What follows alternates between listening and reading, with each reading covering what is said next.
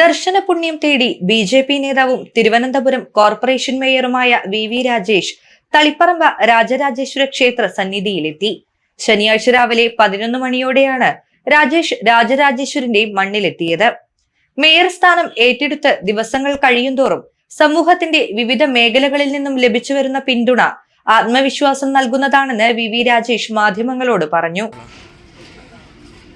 Rajarajeshwara സന്നിധിയിലെത്തിയ Thiruvananthapuram mayor V Rajesh രാജരാജേശ്വരനെ പൊന്നിൻകുടം വെച്ച് തൊഴുതാണ് മടങ്ങിയത്. മകൻ ദേവനാരായണനും കൂടെയുണ്ടായിരുന്നു. ടി.ടി.കെ ദേവസ്വം പ്രസിഡന്റ് ടി.പി. വിനോദ് പൊന്നാടയണിയിച്ച് സ്വീകരിച്ചു. ദർശനത്തിന് ശേഷമാണ് വി രാജേഷ് മാധ്യമപ്രവർത്തകരെ കണ്ടത്. 2ാം തവണയാണ് രാജരാജേശ്വര ക്ഷേത്രത്തിൽ തൊഴാനെത്തുന്നത്.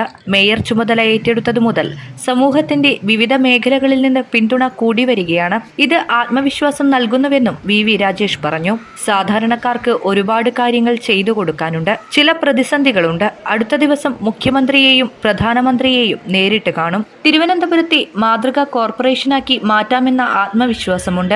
ബി.ജെ.പിക്ക് ഭരണം ലഭിച്ചു എന്നതുകൊണ്ട് ഫെഡറൽ സംവിധാനം മറികടന്ന് കേന്ദ്ര ഫണ്ട് എത്തിക്കാനാകില്ല. സംസ്ഥാന സർക്കാർ വഴിയാണ് കോർപ്പറേഷന് ഫണ്ട് ലഭിക്കുക. കേന്ദ്ര പദ്ധതികളെക്കുറിച്ച് ഉദ്യോഗസ്ഥർക്ക് പരിശീലനം നൽകും. കേന്ദ്ര പദ്ധതികൾ നടപ്പിലാക്കാൻ മാത്രം ഉദ്യോഗസ്ഥരെ നിയോഗിക്കും. സാധാരണക്കാർക്ക് പദ്ധതികൾ എത്തിക്കുന്നതിന് ഇത് സഹായിക്കും. ചർച്ചകൾ നടന്നുവരികയാണ്. അഴിമതിയിൽ അന്വേഷണം നടന്നുവരികയാണ്. ലഭിക്കുന്ന വിവരങ്ങൾ വിലയിരുത്തി മുന്നോട്ടു പോകുമെന്നും മേയർ വി രാജേഷ് പറഞ്ഞു. മേയറായി ചുമതല ഏറ്റതിന് ശേഷം ആത്മവിശ്വാസം ഓരോ ദിവസം വർദ്ധിക്കുകയാണ്. വലിയ പിന്തുണയാണ്, വളരെ വലിയ പിന്തുണയാണ് സമൂഹത്തിൻ്റെ എല്ലാ മേഖലകളിൽ നിന്നും ലഭിക്കുന്നത്. മറ്റൊന്ന്, സാധാരണക്കാരായ ആൾക്കാർക്ക്, ജനങ്ങൾക്ക് ഒരുപാട് കാര്യങ്ങൾ ചെയ്തു കൊടുക്കാൻ പറ്റുന്ന ഒരു മേഖലയാണെന്ന് കൂടുതൽ ഓരോ ദിവസവും ആത്മവിശ്വാസം വരികയാണ്. നമ്മൾ കുറച്ച് ഗൗരവമായിട്ട് കാര്യങ്ങളൊക്കെ മുഖവിലേക്ക് എടുത്തു കഴിഞ്ഞാൽ ഏറ്റവും അടിസ്ഥാന ജനവിഭാഗങ്ങൾക്ക് കുറച്ച് കൂടുതലായി കാര്യങ്ങളൊക്കെ ചെയ്തു കൊടുക്കാൻ സാധിക്കുന്ന ഒരു മേഖലയാണ്. കുറച്ച് പ്രതിസന്ധികൾ തരണം ചെയ്യേണ്ടതായിട്ടുണ്ട്. ഇനി മുഖ്യമന്ത്രിയെ കാണുന്നുണ്ട്, പ്രധാനമന്ത്രിയുടെ തിരുവനന്തപുരം സന്ദർശനം, അതൊക്കെ കൂടെ കഴിയുന്നതോടുകൂടി ഒരു മാതൃകാ കോർപ്പറേഷനാക്കി മാറ്റിയെടുക്കാൻ സാധിക്കുമെന്നുള്ള നല്ല ആത്മവിശ്വാസമുണ്ട്. ബി.ജെ.പി. ഭരണസമിതി നിലയിൽ കേന്ദ്ര നഗരസഭ എന്നുള്ളൊരു ഇമേജ്, അപ്പോൾ ആ കേന്ദ്ര പദ്ധതികൾ നടപ്പിലാക്കുന്നത് കഴിഞ്ഞ ടൈമിൽ കുറച്ച് മുടങ്ങി കിടക്കുന്നുണ്ടല്ലോ. അപ്പോൾ ആ പദ്ധതികൾ എങ്ങനെയായിരിക്കും? ഭരണത്തിന് ബി.ജെ.പി. ആണ് നേതൃത്വം നൽകുന്നതെങ്കിലും ഒരു ഫെഡറൽ സിസ്റ്റത്തിൽ കേന്ദ്ര സർക്കാരിൽ നിന്നും സംസ്ഥാന സർക്കാരിലേക്ക്, സംസ്ഥാന സർക്കാരിൽ നിന്ന് ഓരോ സ്കീം അനുസരിച്ച് കോർപ്പറേഷനിലേക്കാണ് സാമ്പത്തികത്തിൻ്റെ വിനിയോഗമൊക്കെ വരുന്നത്. ആ സിസ്റ്റം വഴിയാണ്. ആ സിസ്റ്റം വഴി മാത്രമേ നമ്മുടെ രാജ്യത്ത് മുന്നോട്ട് പോകാൻ സാധിക്കൂ. പക്ഷേ ആ സിസ്റ്റം വളരെ ഇഫക്റ്റീവായിട്ട് ഫങ്ഷൻ ചെയ്യുമെന്നുള്ളതാണ് എൻ്റെ വിശ്വാസം. മറ്റൊന്ന്, കേന്ദ്ര പദ്ധതികൾ ഇപ്പോൾ അങ്ങ് പറഞ്ഞതുപോലെയുള്ള എന്തെങ്കിലും കാര്യങ്ങളുണ്ടെങ്കിൽ ഞങ്ങളുടെ അനൗപചാരിക ചർച്ചകൾ ഉയർത്തിരിഞ്ഞു വന്നത് കേന്ദ്ര പദ്ധതികളെക്കുറിച്ച് ഉദ്യോഗസ്ഥർക്ക് നല്ല രീതിയിൽ ചില ഉദ്യോഗസ്ഥർക്ക് ട്രെയിനിങ് കൊടുത്ത് അവർ കേന്ദ്ര പദ്ധതികൾ നടപ്പിലാക്കുവാൻ വേണ്ടി മാത്രം കോർപ്പറേഷനിൽ അവർ നിയോഗിക്കണമെന്നുള്ളൊരു ആലോചനയും ചർച്ചയൊക്കെ വന്നിട്ടുണ്ട്. അപ്പോൾ സാധാരണക്കാരായ ജനങ്ങൾക്ക് ഇപ്പോൾ കേന്ദ്ര സർക്കാരിൻ്റെ പദ്ധതികളൊക്കെ തന്നെ വായിച്ചു മനസ്സിലാക്കി നടപ്പിലാക്കണമെങ്കിൽ സാധാരണക്കാരനൊക്കെ എല്ലാവർക്കും ചിലപ്പോൾ സാധിച്ചൊന്നും വരില്ല.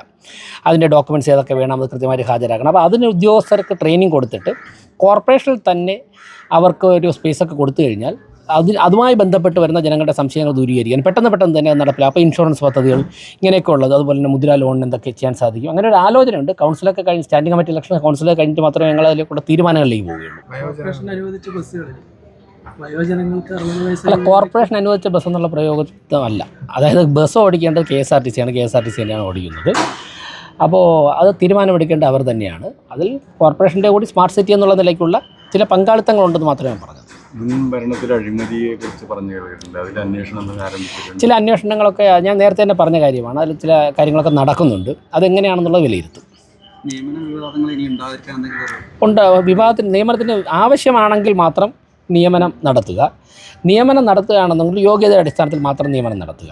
ഇപ്പോൾ തന്നെ ഞാൻ മനസ്സിലാക്കുന്ന അവിടെയുള്ള ഉദ്യോഗസ്ഥരെ വെച്ച് തന്നെ, ഇപ്പോൾ ഉള്ള തൊഴിലാളികൾ വെച്ച് തന്നെ അവർ ഇഫക്റ്റീവായിട്ട് പ്രവർത്തിച്ചാൽ തന്നെ നമുക്ക് മെച്ചപ്പെട്ട രീതിയിലുള്ള പ്രവർത്തനം കാഴ്ചവയ്ക്കാൻ പറ്റുമെന്നാണ് പ്രാഥമികമായിട്ടുള്ള വിലയിരുത്തൽ. അത് കഴിഞ്ഞ് മുന്നോട്ട് പോകുന്ന കാര്യങ്ങളൊക്കെ നമുക്ക് നോക്കാം. ശനിയാഴ്ച രാവിലെ കണ്ണൂരിലെത്തിയ വി രാജേഷിനെ ബി.ജെ.പി. സംസ്ഥാന സെക്രട്ടറി കെ രഞ്ജിത്ത്, ജില്ലാ പ്രസിഡന്റ് വിനോദ്, ജില്ലാ സെക്രട്ടറിമാരായ AP. Gangadharan, TC. Manoj, OK. Santhosh Kumar, A. Suresh Kumar, corporation കൗൺസിലർമാരായ അഡ്വക്കേറ്റ് അർച്ചന വണ്ടിച്ചാൽ, ദീപ്തി വിനോദ്, പി. മഹേഷ് കുമാർ, മജേഷ് എന്നിവർ ചേർന്ന് റെയിൽവേ സ്റ്റേഷനിൽ സ്വീകരണം നൽകിയിരുന്നു.